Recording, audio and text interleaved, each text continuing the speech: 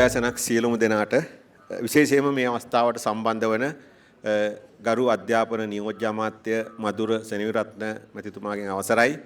ඒ වගේම අපේ අමාත්‍යංශයේ ලේකම්තුමා අරුණ බණ්ඩාර මහත්මයා, දිස්ත්‍රික් ලේකම්තුමිය, ක්‍රීඩා සංවර්ධන දෙපාර්තමේන්තුවේ අධ්‍යක්ෂ ජෙනරාල් අච්චුදන් මහත්මයා ඇතුළු පැමිණ සිටින සියලුම දෙනාගෙන් අවසරයි. ඒ වගේම මේ තරඟයට සම්බන්ධ වන ක්‍රීඩිකාවන්ගෙන් අවසරයි. මම හිතන්නේ අද අපි ජාතික මහා ක්‍රීඩා උළෙලේ ආරම්භක දිනය සනිටුහන් කරනවා මේ ක්‍රොස් කන්ට්‍රි රේස් එකෙන්. ගිය අවුරුද්දෙත් අපි මේ නුවරඑළියම මේ රේස් එක තිබ්බේ. මේ අවුරුද්දෙත් අපි ඉතා සාර්ථකව මේක ආරම්භ කරා. අපි බලාපොරොත්තු වුණා විශාල ක්‍රීඩිකාවන් ප්‍රමාණයක් ඒගොල්ලෝ සම්බන්ධ වුණා. හොඳ තරඟයක් තිබුණා. ඒක නිසා මම විශේෂයෙන්ම මේ තරඟයට සම්බන්ධ වෙච්ච ක්‍රීඩිකාවන්ට සහ ඔවුන්ගේ පුහුණුකරුවන්ට සහ මෙතනට යොමු කරපු සියලු දෙනාට ස්තුතිවන්ත වෙනවා. මේකට සම්බන්ධ වුණාට අපේ රටේ ක්‍රීඩාව ඉහළට ගෙනියන්න. අපි දන්නවා ජාත්‍යන්තර මට්ටමේ ක්‍රීඩිකාවන් මේ තරඟාවලිය ඇතුලේ බිහි වෙලා තියෙනවා. අපිට ඒක විශේෂිතතාවයක්. අපි ක්‍රීඩා අමාත්‍යාංශයේ විදියට උපරිම උත්සාහ ගන්නවා ලංකාවේ ක්‍රීඩාව ඉතා ඉහළට ගෙනියන්න. ඒ අනුව අපි විවිධ වැඩසටහන් ආරම්භ කරලා තියෙනවා. ඔබ දන්නවා අපි ගිය අවුරුද්දේ මැයි මාසේ ඉඳලා පටන් ගත්ත මිෂන් ඔලිම්පික් වැඩසටහන, මිෂන් ඔලිම්පික් 2028 වැඩසටහන. ඒ වැඩසටහනේ ක්‍රීඩකයෝ දැන් අපි දකිනවා ජයග්‍රහණ අත්පත් කරගන්නවා. විශේෂයෙන්ම ප්‍රමේශ් තරංග වගේ ක්‍රීඩකයෙක් අපේ මිෂන් ඔලිම්පික් වැඩසටහනේ ටියර් 1 එකේ ඉන්න ක්‍රීඩකයෙක්. අපි මේ අවුරුද්දේ ලංකාවට ජාත්‍යන්තර තරඟාවලිය වලින් අනෙකුත් මෙඩල්ස් හැර ගෝල්ඩ් මෙඩල්ස් විතරක් 5ක් ගෙනල්ලා තියෙනවා. ඒ ගෝල්ඩ් මෙඩල්ස් 5ම ලංකාවට ගෙනාවේ අපේ මිෂන් ඔලිම්පික් ප්‍රෝග්‍රෑම් එකේ ක්‍රීඩිකාවන්. ඉතින් ඒක නිසා අපි විශ්වාස කරනවා අපි පටන් ගත්ත වැඩසටහන් සාර්ථකව ඉදිරියට යනවා කියලා. අපිට අරමුණක් තියෙනවා. අපි ක්‍රීඩාව වෙනුවෙන් විශාල මුදලක් වියදම් කරනවා අපේ අමාත්‍යාංශය රාජ්‍ය භාණ්ඩාගාරයෙන් ඔබගේ බදු මුදල් වලින්. ඒ ප්‍රතිඵල අපිට ලැබෙමින් තියෙනවා. අපි ලබන සඳුදාත් පාසල් ක්‍රීඩිකාවන් 1500කට මාසෙට රුපියල් 10000 ගානේ අපි ගෙවීමක් කරන්න පටන් ගන්නවා. මොකද ඒගොල්ලගේ ක්‍රීඩා මට්ටම ඉහළට නංවන්න ඒවා අපි හරිම සුදුසු අය තෝරලා ජාතික මට්ටමේ ක්‍රීඩකයෝ තෝරලා අපි පාසල් ක්‍රීඩකයන්ට රුපියල් 10000 ගානේ මාසෙට දෙනවා. ඒ වගේ අපේ මිෂන් ඔලිම්පික් ප්‍රෝග්‍රෑම් එකට ඇතුළත් වෙන ක්‍රීඩකයන්ට ටියර් 4 ක්‍රීඩකයෙකුට පවා අපි 1,10,000ක් දෙනවා මාසෙට අවම ගාන. ඉතින් ක්‍රීඩකයන්ට දැන් බලාපොරොත්තුවක් තියෙනවා අපි ක්‍රීඩා කරෝතින් අපිට ආණ්ඩුව උදව් කරනවා කියලා. ඒ වගේම අපි බලාපොරොත්තු වෙනවා රජයේ රැකියාව ලබා දෙන්න ක්‍රීඩකයන්ට. එතකොට තමන්ගේ ක්‍රීඩා කෞශල්‍ය තවදුරටත් වර්ධනය කර ගන්න පුළුවන්. අපි කැබිනට් අනුමැතිය ලබා ගත්තා. දැන් ඒකට ප්‍රෝග්‍රෑම් එක හදාගෙන යනවා. ඒක නිසා ක්‍රීඩා කරන අයට මෙතනින් ඉස්සරහට බය වෙන්න ඕනේ නැහැ. නියෝජ්‍ය අමාත්‍යතුමනි අපි අපේ ගිය පාර ඒෂියන් ජූනියර් එකේ ගෝල්ඩ් මෙඩල් එක ගත්ත ළමයාට අපි මේ පාර ත්‍යාග ප්‍රදානෝත්සවයේදී මම එයා ආවා. මම ඇහුවා මේ ඔයාට කීයක් විතර හම්බ වෙයි කියලා විශ්වාස කරනවද කියලා. ඒ ළමයා ටිකක් පොඩි ළමයෙක් ඉස්කෝලේ යන මේ පාර O level කරේ නිකන් බය වෙලා මේ රුපියල් ලක්ෂයක් විතර කියලා කිව්වා. ඊට පස්සේ අපේ කට්ටියත් හිටියා. මං කිව්වා පුතා ඔයාට ලක්ෂයක් නෙමෙයි අපි ඔයාට ලක්ෂ 50ක් දෙනවා කියලා. කෝටි භාගයක් දෙනවා කියලා. ඒ ළමයා නිකන් ගල් වෙලා කතා කරගන්න බැරුව මාර කේසයක් වගේ කියලා හිතිලා එහෙම වුණා. නමුත් අපි ඒ දරුවට ලක්ෂ 50ක් දුන්නා. එයා ගත්ත ගෝල්ඩ් මෙඩල් එකට. අපි ඒ වගේ ක්‍රීඩාවේ දක්ෂයන්ට අනිවාර්යෙන් අපි වියදම් කරනවා. මොකද බදු මුදල් මේ ජාතික මහා ක්‍රීඩාවලෙත් ගිය වරට වඩා දෙගුණයකින් අපි තෑගි මුදල් මේ අවුරුද්දේ වැඩි කරා. ලබන අවුරුද්දේ ආයෙ වැඩි කරනවා.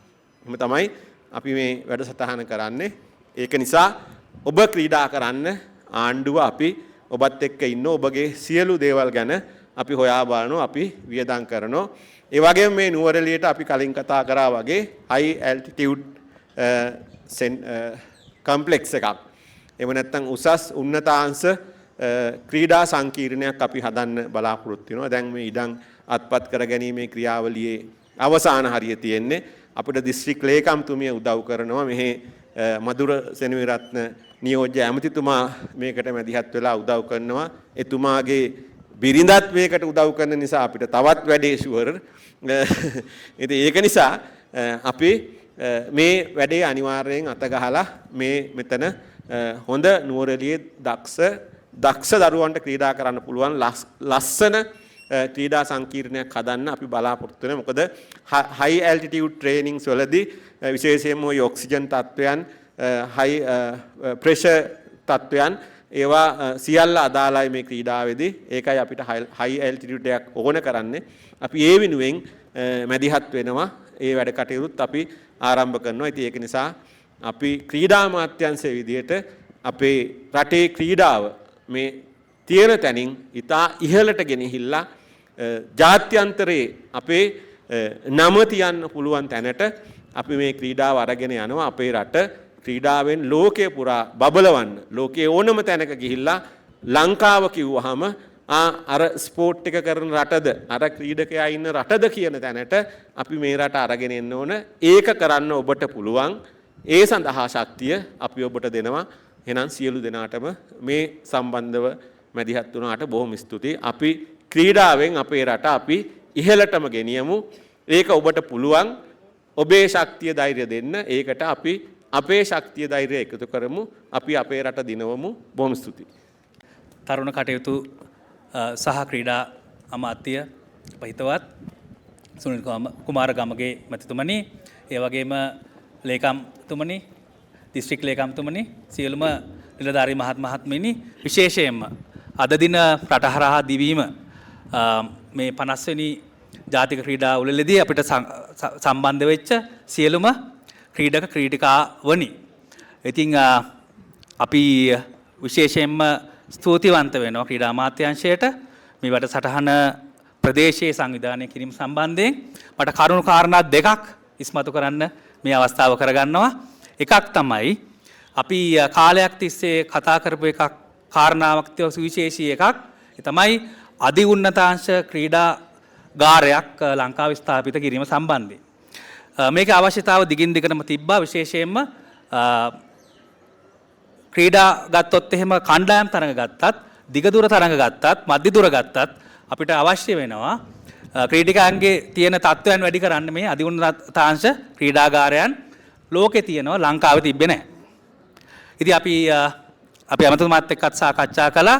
ඒ නිසා අපිට පුළුවන් වෙනවා අනාගතයේදී විශේෂයෙන්ම ලංකාව විතරක් නෙමෙයි පිට රටවල පවා, විශේෂයෙන් අපේ ලංකාවේ දේශගුණ එය ගත්තොත් එහෙම ඍතු නැති නිසා අවුරුද්ද පුරාම මේ ක්‍රීඩා කටයුතු කරන්න පුළුවන්. සහ මේ අධි උන්නතාංශ කියන විශේෂිත ක්‍රීඩා ගාරයන් නුවරඑළිය දිස්ත්‍රික්කයේ මේ ප්‍රදේශයේ මෙතන හදන්න අපිට අවස්ථාව ලැබෙනවා කියන සුභාරංචිය අපිට තියෙන එක විශේෂ දෙයක්. අපි හිතනවා ක්‍රීඩා වර්ධනය සඳහා සුවිශේෂී පින්මක් වේ කියලා මේ කාරණාව. අනිත් එක තමයි අපේ ක්‍රීඩා වර්ධනය සඳහා විශේෂයෙන්ම අප අමාත්‍යාංශය සහ ක්‍රීඩා අමාත්‍යාංශය දෙකම එකට වැඩ කරන අමාත්‍යාංශ දෙකක්. මේ දෙක වෙන් කරන්න බෑ. ක්‍රීඩකයෙක් බිහි වෙන්නේ ඉස්කෝලවලින්, ඊට පස්සේ විශ්වවිද්‍යාලවලින්, ඊට පස්සේ ජාතික ක්‍රීඩා වලට යනවා. ඒ නිසා අපි අමාත්‍යාංශ දෙක එකතුව විශේෂ වැඩපිළිවෙල ගොඩක් අපි මේ දවස්වල ක්‍රියාත්මක කරන්න බලාපොරොත්තු වෙමින් ඉන්නවා. ඉතින් ඒකත් එක්ක අපි හිතනවා ඉදිරියේදී අපේ මේ ක්‍රීඩිකාවන්ගේ අනාගතය බොහොම සුබවාදී තැනක් බවට පත් වෙනවා කියන සුවිශේෂී කාරණාව ක්‍රීඩකයෙක් විදිහට හෝ ක්‍රීඩිකාවක් විදිහට තමන් පොඩි කාලේ ඉඳලම වර්ධනය වීමේ හැකියාවල්, තමන්ගේ හැකියාවන් අඳුනා ගැනීමේ හැකියාවන් සහ ඊට අවශ්‍ය උපදෙස් ලබා දීමේ හැකියාවන්ට අමතරව